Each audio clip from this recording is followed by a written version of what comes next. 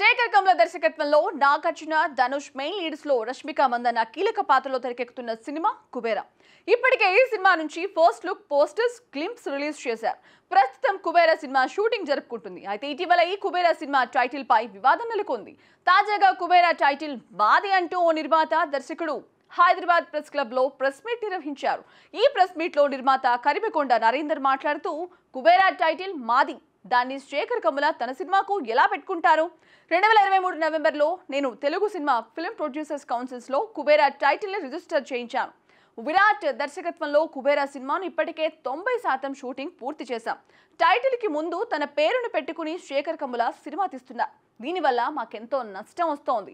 ఈ టైటిల్ ని 5 భాషల్లో రిజిస్టర్ చేయించాం. టైటిల్ అయినా మార్చుకోవాలి లేదా మాకు నష్టపరిహారం ఇవ్వాలని ఆయన డిమాండ్ చేశారు. ఇక ఈ ప్రెస్ మీట్ లో నిర్మాత, డైరెక్టర్, వారి తరపు న్యాయవాది రాజేష్ తో కలిసి పాల్గొన్నారు. మరి దీనిపై శేఖర్ కమల కానీ మూవీ యూనిట్ కానీ స్పందిస్తారా లేదో చూడాలి. ఇక నాగార్జున, ధనుష్ సినిమాకు కుబేరా టైటిల్ అని చెప్పిన పోస్టర్స్ లో మాత్రం శేఖర్ కమల కుబేరా అనే రాస్తున్నారు. దీంతో ఆల్రెడీ కుబేరా టైటిల్ రిజిస్టర్ అయిందని తెలిసే శేఖర్ కమల సినిమాకు ఈ టైటిల్ అయితేనే కరెక్ట్ గా సూట్ అవుతుందని భావించి తన పేరు జత చేసి టైటిల్ రిజిస్టర్ చేయించినట్లు తెలుస్తోంది.